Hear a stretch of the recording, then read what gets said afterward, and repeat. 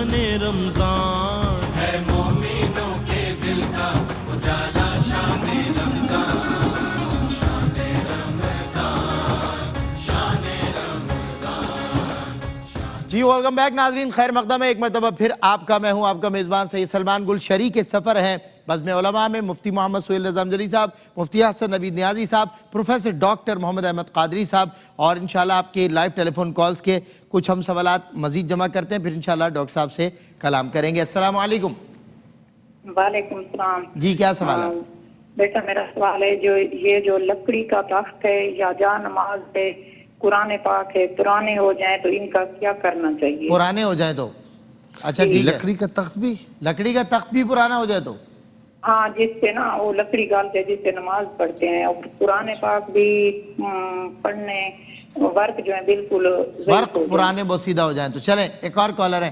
السلام علیکم ورحمۃ اللہ۔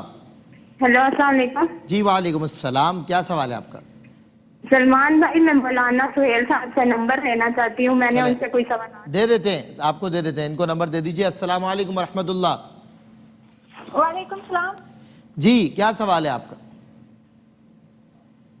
وعلیکم السلام سر۔ جی کیا سوال؟ میرا سوال ہے کہ اجنبی غیر نقلی جعلی دہشت گرد فتح محمد کی بیٹی ممتاز بیگم کے ہاتھ، یہ پتہ نہیں کوئی نیوز وغیرہ شیئر کرتی ہیں ہمارے ساتھ، وہ ہمارا تو پروگرام نہیں ہے ان چیزوں کے لیے، نہ یہ ہمارا کوئی ایسا کوئی کنٹروورسی والا معاملہ ہے، تو اس لیے فقہی اور شرعی سوالات کریں اور ہم آپ کو اس کا جواب دیں گے۔ السلام علیکم۔ وعلیکم السلام۔ جی کیا سوال ہے آپ؟ جی اللہ کا شکر میں ٹھیک ہوں، کیا سوال ہے آپ کا؟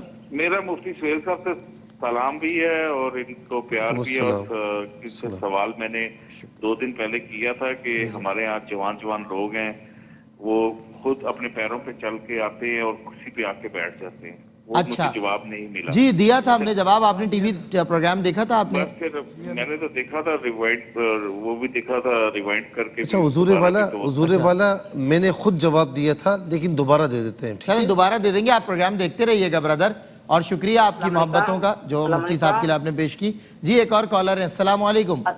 وعلیکم السلام۔ جی کیا سوال ہے آپ کا؟ بھائی میرا سوال یہ ہے، جب ہم 4 نماز فرض پڑھتے ہیں رکعت، عصر ہو یا عشاء ہو یا ظہر ہو، صحیح، تو بھائی اس کے بعد کوئی کہتا ہے صورت ملا لینی چاہیے، کوئی کہتا جب اکیلا ہو تو ملا لینی چاہیے، کوئی کہتا نہیں ملانی چاہیے، کوئی کہتا تشریف ہی پڑھنی چاہیے، کیا کریں؟ 4 رکعت والی نماز، فرض نماز کی بات کر رہی ہیں؟ ہاں جی، فرض نماز کی بات کر رہے ہیں، جو عصر ظہر عشاء۔ لکھ تو لیا یہ؟ اچھا فرض نماز کی بات کر رہے ہیں، یہ لکھ لیا پہلے؟ چلیں لکھ لیا ہم نے سوال آپ کا، لکھ لیا۔ ایک اور کالر ہمارے ساتھ ہے۔ السلام علیکم۔ وعلیکم السلام جی۔ جی کیا سوال ہے آپ کا؟ سر میرا نا وہ اعتکاف پہ جو بیٹھتے ہیں، جی جی، تو اگر اطلاع ہو جائے تو پھر تو پاک جگہ مسجد ہے، اس کے بارے میں ذرا بتائیں کہ خوف ہے ہمارے دل میں۔ اچھا وہ مقام پاک ہے، یہ اس کے تقدس کے حوالے سے سوچ رہے ہیں کہ پاک جگہ پہ یہ ہو گیا۔ چلے ایک اور کالر ہمارے ساتھ ہے۔ السلام علیکم۔ السلام علیکم جی کیا سوال ہے آپ کا؟ سر یہ تحیۃ الوضو جی جی، کتنی دیر میں کرنا چاہیے؟ کتنی دیر میں؟ کتنی دیر میں کرنا چاہیے؟ پڑھنا چاہیے، یعنی جب وضو کرے تو کتنی دیر کے بعد؟ وضو اور تحیۃ الوضو کے درمیان کتنا دورانیہ ہو سکتا ہے؟ چلیں ٹھیک ہے انشاءاللہ۔ میں ڈاکٹر صاحب سے ایک سوال کرنا ہے۔ ڈاکٹر صاحب قبلہ، نفلی عبادات کے حوالے سے اور یہ جو وظائف ہیں ان کی شرعی حیثیت کیا ہے، اس حوالے سے چاہتے فرمائے لوگ وظیفوں میں اور نفلی عبادات میں بھی کثرت دکھاتے ہوئے نظر آتے ہیں، خیر فی زمانہ ادھر بھی کمزوری پائی جا رہی ہے، تو سنن واجب تو خیر دور کی بات، اس حوالے سے ارشاد فرمائے شرعی حیثیت کیا ہے نفل عبادت اور وظائف وغیرہ کی؟ جی اعوذ باللہ من الشیطان الرجیم، بسم اللہ الرحمن الرحیم۔ مولا صلی وسلم دائما ابدا علی حبیبک خیر الخلق کلہم، یا رب بالمصطفیٰ بلغ مقاصدنا واغفر لنا ما بدایا واسع الکرم۔ بعد حمد و صلوات کے نفلی عبادت اصل میں مجھے وہ حدیث جو حدیث قدسی ہے وہ یاد آ رہی ہے، جس کا مفہوم ہے کہ سرور کشور رسالت صلی اللہ علیہ وسلم نے فرمایا کہ جب کوئی بندہ میرا قرب چاہتا ہے تو وہ قرب فرض کے ذریعے حاصل ہوتا ہے، اور پھر جب نفل کی کیفیت ہوتی ہے، نفل جب آپ عبادت کرتے ہیں، تو یہ مفہوم بیان کر رہا ہوں، تو وہ اس قدر نفل کے ذریعے میرا قرب حاصل کر لیتا ہے کہ وہ مجھ سے کچھ طلب کرتا ہے، نہیں سوال کرتا ہے تو میں انکار نہیں کرتا، اسے عطا کرتا ہوں۔ اور جب وہ میری پناہ چاہتا ہے تو میں اسے پناہ بھی دیتا ہوں. ایک تو بات یہ ہو گئی. ایک طویل حدیث اور بھی ہے کہ جب بندہ نفلیں پڑھتے پڑھتے میرے قریب آ جاتا ہے تو میں اس کے ہاتھ بن جاتا ہوں, آنکھ بن جاتا ہوں, زبان بن جاتا ہوں. علی حاضر القیاس کہ سرور کشور رسالت نے کس خوبصورت طریقے سے نفلی عبادت کا خوبصورت معیار بیان کیا کہ اللہ کا تقرب چاہیے, اللہ کی محبت چاہیے, اللہ کی توجہ چاہیے, تو نفلی عبادت سے بہتر عبادت کوئی اور ہے ہی نہیں. لیکن فرض کے بعد اب یہ نہ ہو کہ جی رات بھر آپ جاگ رہے ہیں 27 کو اور جو فرائض ہیں آپ نے ان کو نظر انداز کر دیا. ام المومنین حضرت ام حبیبہ رضی اللہ تعالیٰ عنہ فرماتی ہیں کہ جو فرائض کے بعد روزانہ 12 رکعت پڑھتا ہے تو اللہ تعالیٰ جنت میں اس کے لیے ایک خاص مکان بنا دیتا ہے جس میں وہ رہتا ہے, اور اس کے لیے نوید ہے, خوشخبری ہے.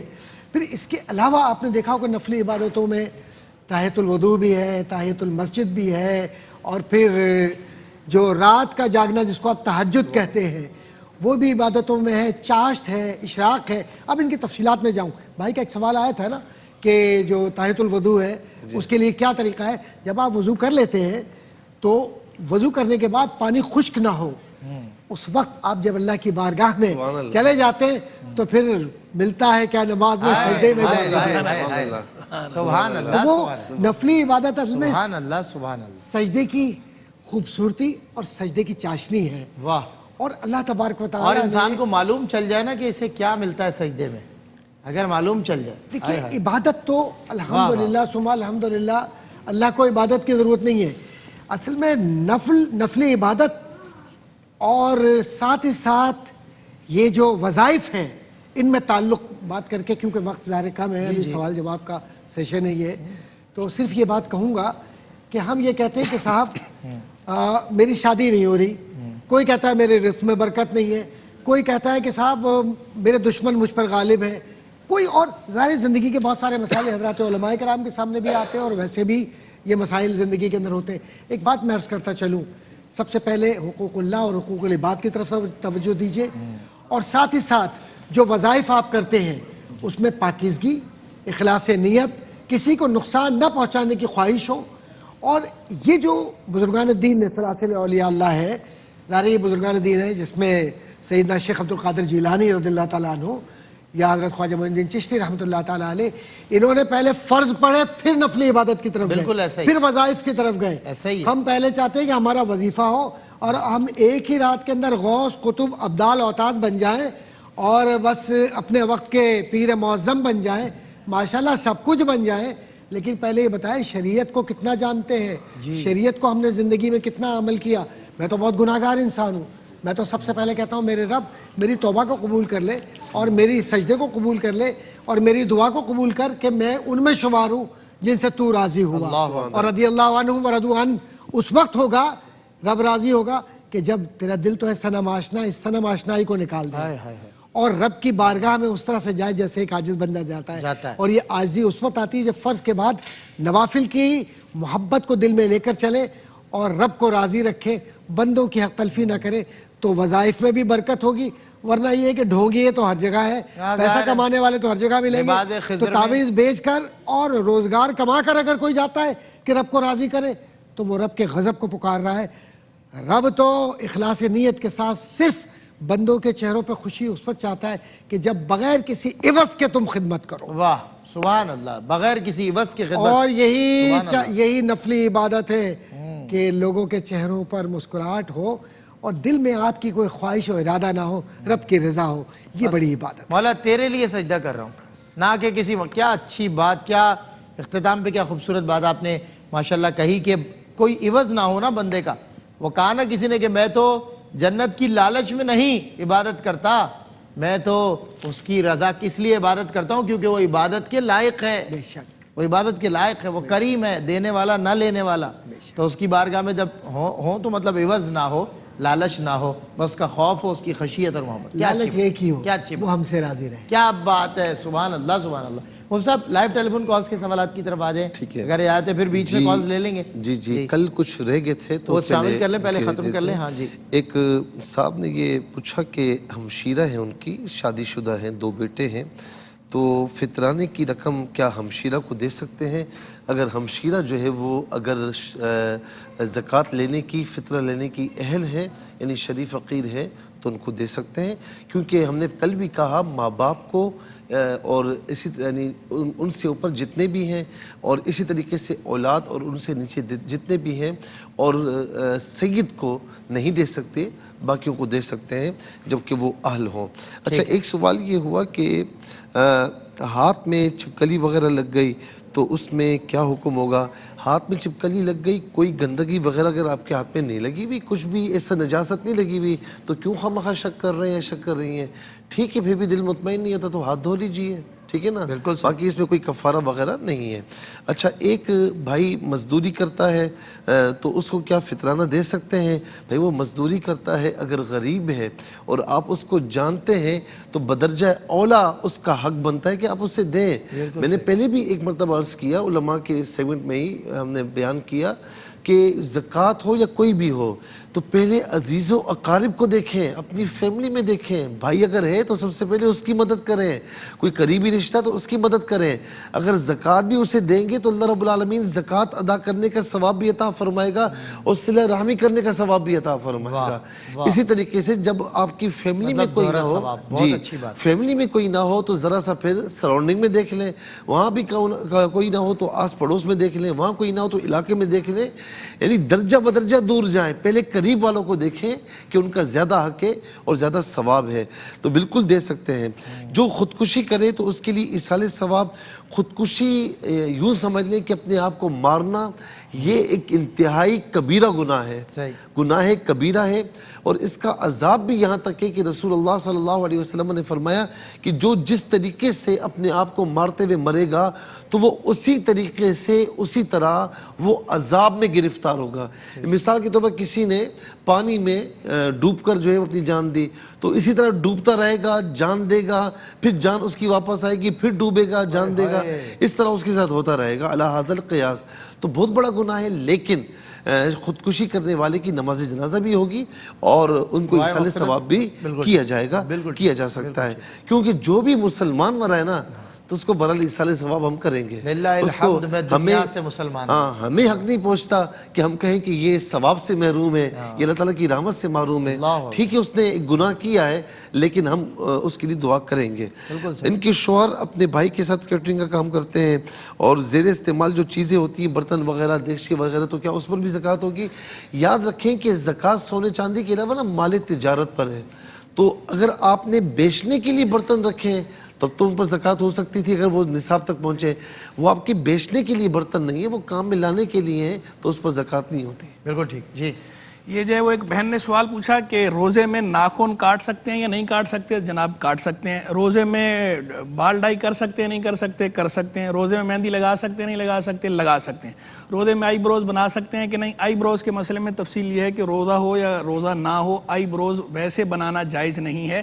ہاں ایسی صورت کہ آئی برو ایسی ہو گئی ہیں کہ بہت زیادہ بدنما لگ رہی ہیں، بھدی لگ رہی ہیں، تو ایسی صورت میں بقدر ضرورت اسے جو ہے وہ اس کی کٹنگ کرنا اور وہ بھی گھر کے اندر جو ہے اپنے محرموں کے لیے ایسا کرنا، شوہر کے لیے بطور خاص اگر شوہر کو ناپسند ہو ناگوار ہو تو بقدر ضرورت اس کی اجازت ہے۔ ویسے عام حالات میں جو آئی بروز بنانا جس طرح رائج ہو گیا ہے اس کی اجازت نہیں ہے، اور حدیث کے اندر جو ہے اس میں لعنت کے الفاظ بھی وارد ہوئے، حدیث میں وعید سخت آئی ہے۔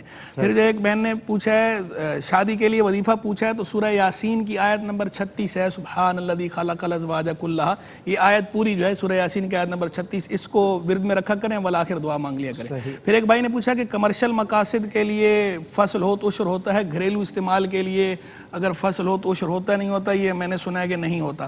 دیکھیں اس میں تفصیل یہ ہے کہ اگر گھر کے احاطے کے اندر جو ہے کچھ پھل اگائے ہیں، کچھ سبزی اگائی ہے گھریلو استعمال کے لیے تو اس میں تو عشر نہیں ہوتا، لیکن اگر ویسے باقاعدہ فصل کاشت کرتے ہیں باہر، اب وہ چاہے گھریلو مقاصد ہی کے لیے کیوں نہ ہو، اگر باہر باقاعدہ گھر کے احاطے سے باہر باقاعدہ فصل کاشت ہوتی ہے تو ایسی صورت میں اس پہ عشر لازم ہوتا ہے، اور اس میں تفصیل وہی عشر نصف عشر کی وہی ہے کہ زمین جو ہے وہ اگر آپ خود خرچہ کرتے ہیں تو پھر نصف عشر ہے، خود خرچہ نہیں کرتے قدرتی وسائل سے جو ہے وہ سیراب ہوتی ہے، ایسی صورت میں عشر اس پر لازم ہوتا ہے، وہ تفصیل ہے۔ لیکن گھر کے احاطے کے اندر جو بات ہے کہ احاطے کے اندر آپ نے تھوڑی سی سبزی کاشت کر لی گھر کے استعمال کے لیے، تھوڑے سے پھل اگائے اس کے اندر، تو اس میں عشر نہیں ہوتا، لیکن گھر کے احاطے سے باہر والے پر عشر بہرحال ہے۔ اچھا مفتی صاحب یہیں پر ایک بریک لوں گا، انشاءاللہ بریک کے بعد آپ کے مزید سوالات کے دیں گے جوابات، انشاءاللہ آپ بریک میں بھی ہمیں چاہیں تو کال کر سکتے ہیں, 2-4 کالز ہم لے لیں گے, سوال کیجئے انشاءاللہ, پھر دیں گے بریک کے بعد تمام تر جوابات. جی ویلکم بیک ناظرین, خیر مقدم ہے ایک مرتبہ پھر آپ کا بزم علماء میں لائیو ٹیلی فون کالز کا سیگمنٹ ہے. کالز کے سوالات جمع کر لیے علماء کرام نے, مفتیان کرام دیں گے جوابات انشاءاللہ, لیکن 1-2 کالز ہم اور لیتے ہیں آپ کی اجازت سے. جی السلام علیکم. جی السلام علیکم. السلام علیکم, آواز آ رہی ہے آپ کو؟ جی ان کی آواز نہیں آ رہی. جی کیا سوال ہے آپ کا, ذرا لاؤڈ بولیے گا پلیز. مجھے 12 کا جو ہے نمبر چاہیے. چلے مل جائے گا. ایک اور کالر ہمارے ساتھ ہیں. السلام علیکم. السلام علیکم. جی وعلیکم السلام, کیا سوال ہے آپ کا؟ کیسے ہیں بھائی؟ ٹھیک ہے. جی مجھے نا سہیل بھائی کا نمبر. چلیں دے دیتے ہیں. ایک اور کالر ہمارے ساتھ ہیں. السلام علیکم. وعلیکم السلام. جی کیا سوال ہے آپ کا؟ بھیا میرا سوال ہے کہ میں جب ہم نماز پڑھتے ہیں نا جی جی, تو سامنے سے بلی اتر جائے تو نماز قضا نہیں ہوگی؟ سامنے سے بلی گزر جائے نماز کے نماز قضا؟ ٹھیک ہے چلیں ایک اور کالر, سوال ہے, چلیں کوئی بات نہیں بتائیں گے. ایک اور کالر ہمارے ساتھ. جوابات کی طرف آ جائیں. جی ایک لاسٹ لیں. السلام علیکم. جی کیا سوال ہے آپ کا؟ بھائی میرا یہ سوال ہے کہ ہم بھائی کے لیے جہاں بھی رشتے کے لیے جاتے ہیں کوئی نہ کوئی رکاوٹ آ جاتی ہے, اس کے لیے وظیفہ بتائیں. اور دوسرا یہ کہ ہم نے ویسے نوٹ کر لیا تھا سوال نا صاحب. جی جی جی, چلیں انشاءاللہ جوابات کی طرف آ رہے ہیں. آپ ٹی وی دیکھیے, آپ تمام ناظرین جن نے کالز کی ہیں اسپیشلی ٹیلی ویژن ضرور دیکھتے رہا کریے, کیونکہ پہلے سوالات ہوتے ہیں اس کے بعد جوابات ہوتے ہیں. ٹھیک ہے, بیک ٹو بیک جوابات دیں گے علماء کرام. جی یہ ایک بھائی نے سوال پوچھا کہ نماز میں جس طرح تلاوت کے بارے میں یہ کہا جاتا ہے کہ تلاوت میں کم از کم اتنی آواز ضروری ہے کہ اپنے کانوں کو سنائی دے, تو کیا تسبیحات وغیرہ میں اور تکبیرات میں بھی ایسا ہی ہونا چاہیے؟ جی بالکل, تسبیحات اور تکبیرات میں بھی ایسا ہی ہونا چاہیے کہ کم از کم اتنی آواز ہو کہ اپنے کانوں کو سنائی دے.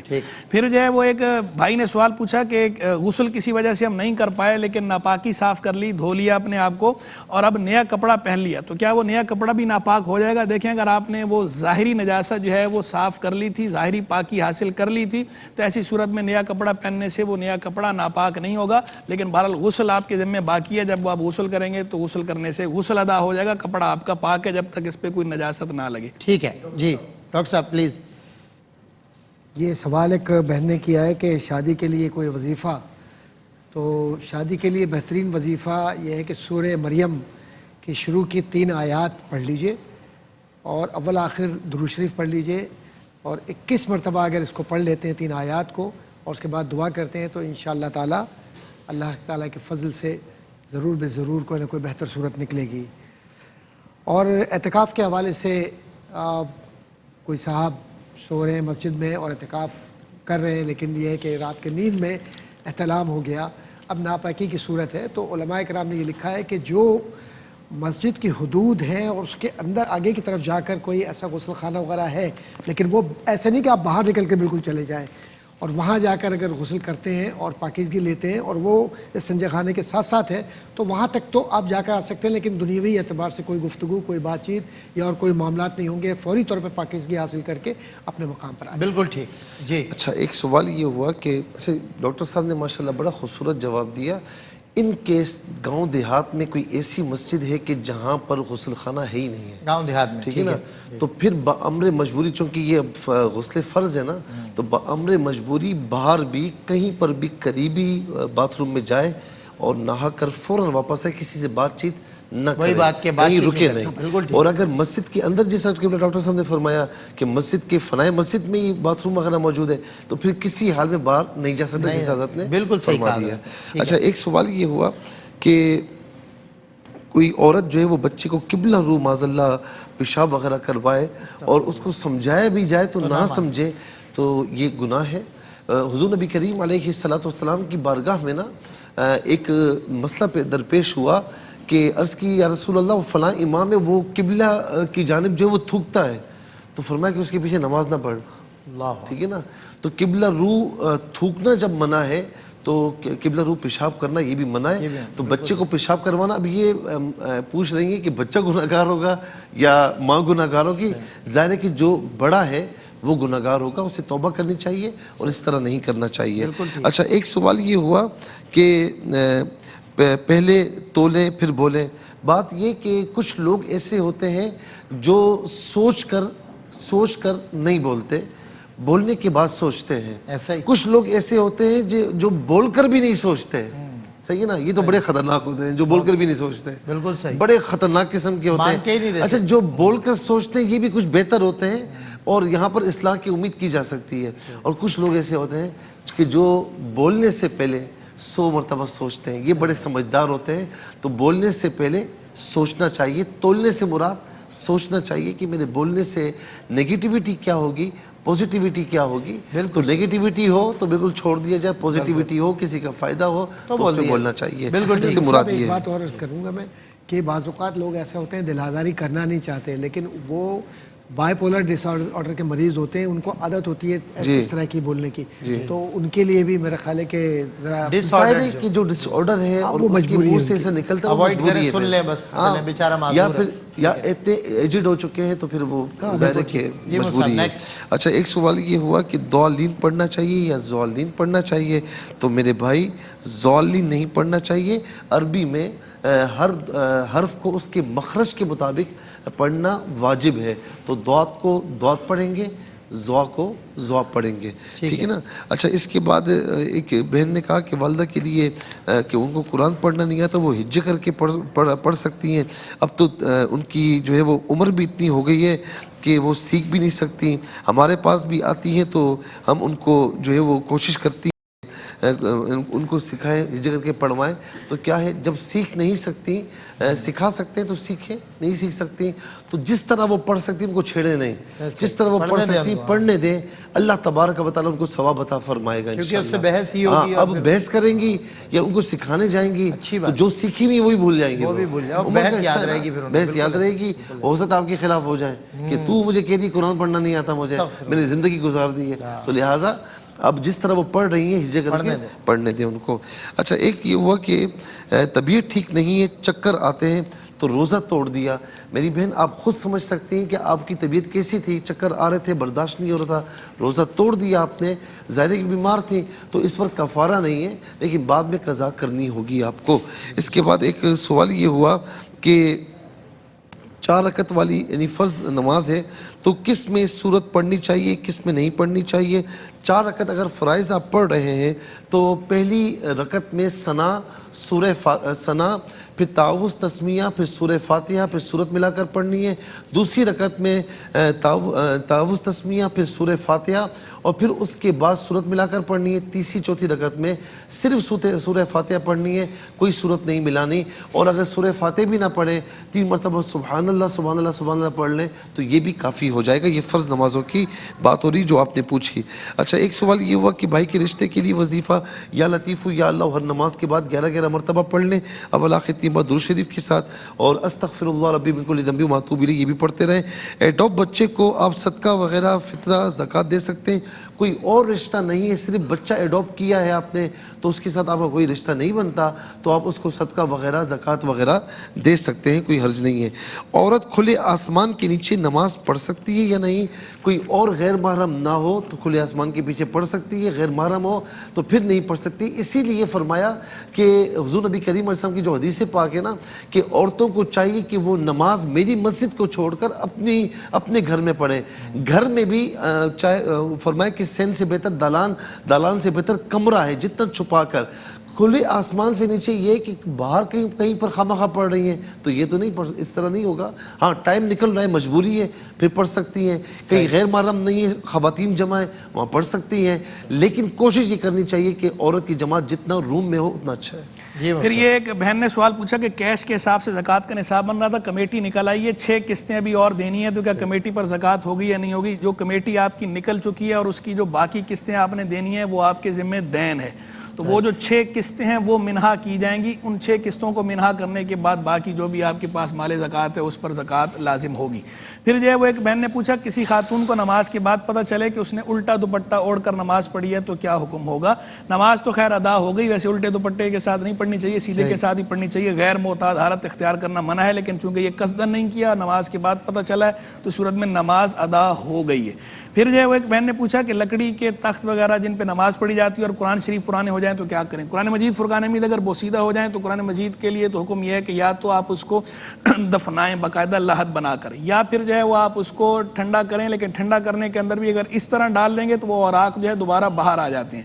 تو وہ بورے وغیرہ میں ڈال کے بورے کے اندر کچھ چیرے کر دیے جائیں تاکہ پانی ان کے اندر جائے اور وہ تہہ میں بیٹھ جائیں. اس طرح کریں. یا پھر جو لوگ مقدس اوراق وغیرہ کا کام کرتے ہیں اور ان کو مقدس اوراق کو جو ہے وہ ٹھنڈا کرتے ہیں یا ان کے حوالے کر دیں. باقی جہاں تک بات ہے جا نماز یا لکڑی کا تخت وغیرہ تو اس کو آپ سیل آؤٹ کر دیں, اس میں کوئی حرج نہیں ہے. باقی جو ہے وہ ایک بھائی نے پوچھا کہ ہمارے یہاں جوان لوگ چل کر مسجد آتے ہیں پھر آ کر کرسی پہ بیٹھ کے نماز پڑھتے ہیں. دیکھیں ہم پہلے بھی بتا چکے ہیں کہ کرسی پہ بیٹھ کے نماز پڑھنا ہمارے یہاں یہ مؤمی کے لیے ہے. مؤمی کا معنی ہوتا ہے نہیں جو اشارے سے نماز پڑھنے والا ہو. جو بندہ جو ہے وہ کھڑے ہو کر نماز پڑھنے پہ قادر نہیں ہے بیٹھ کر نماز پڑھے گا. جو بیٹھ کر بھی نماز پڑھنے پہ قادر نہیں ہے اس کے لیے حکم ہے وہ اشارے سے نماز پڑھے. تو کرسی پہ نماز وہی پڑھ سکتا ہے کہ جو بیٹھ کر بھی نماز پڑھنے پر قادر نہ ہو, یعنی جو سجدہ بھی نہیں کر سکتا. اب جو سجدہ بھی نہیں کر سکتا تو ٹھیک ہے, اس سے قیام بھی ساکت ہے, وہ کرسی پر بیٹھ کر اشارے سے نماز پڑھے گا. اگر کوئی واقعی کسی کو ایسا عذر ہے ایسا مرض ہے کرتا ہے ٹھیک ہے, لیکن کوئی کسی عذر کے بغیر کرتا ہے ایسا آ کر تو وہ ٹھیک نہیں کرتا. لیکن ہمیں کسی کے لیے بدگمانی بھی نہیں کرنی چاہیے. بعض اوقات ایسا ہوتا ہے کہ اگلا چل تو سکتا ہے لیکن اس کے لیے گھٹنوں میں ایسا جوڑوں میں درد ہوتا ہے کہ وہ سجدہ نہیں کر سکتا یا بیٹھ نہیں سکتا. تو جیسا کہ میں نے بتایا کہ جو سجدے پر قادر نہ ہو تو اسے قیام بھی ساکت ہو جاتا ہے, تو اس کے لیے کرسی پر بیٹھ کر پڑھنے کی اجازت ہوتی ہے. دونوں پہلو میں نے سامنے عرض کر دیے. باقی جو لوگ بلا وجہ سستی کی وجہ سے کرسی پہ بیٹھ کے نماز پڑھتے ہیں ان کو ایسا نہیں کرنا چاہیے, بلکہ جو نماز کا پروٹوکول ہے اسے فالو کرنا چاہیے. ایک بھائی نے پوچھا تحیۃ الوضو کتنی دیر میں پڑھنا چاہیے؟ بہتر یہ ہے کہ آپ نے جیسی وضو کی اور مکروہ وقت نہیں ہے تو آپ 2 رکعت نفل پڑھ لیں, جب تک آدھا وضو خشک نہ ہو تو پڑھ لیں, لیکن اگر تھوڑی سی تاخیر بھی ہو جائے تو بہرحال پڑھ لیں, اجر ہی ملے گا.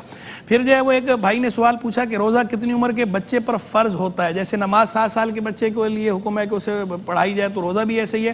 روزہ اور نماز دونوں کا حکم ایک ہی ہے. بچہ 7 سال کا ہو جائے تو اسے روزہ بھی رکھوایا جائے, اور 10 سال کا ہو جائے روزہ نہ رکھے تو اسے سختی کی جائے, تعدیب کی جائے, سختی کر کے روزہ رکھوایا جائے. لیکن نماز اور روزے میں بس ایک فرق یہ ہے کہ نماز اگر بچہ توڑ دے تو نماز اسے دوبارہ پڑھوائی جائے گی, لیکن روزہ اگر بچہ توڑ دے تو دوبارہ اس روزے کی اس سے قضا کروانا ضروری نہیں ہے, لیکن بہتر یہ کہ کروائی جائے تاکہ بچے کو عادت پڑے.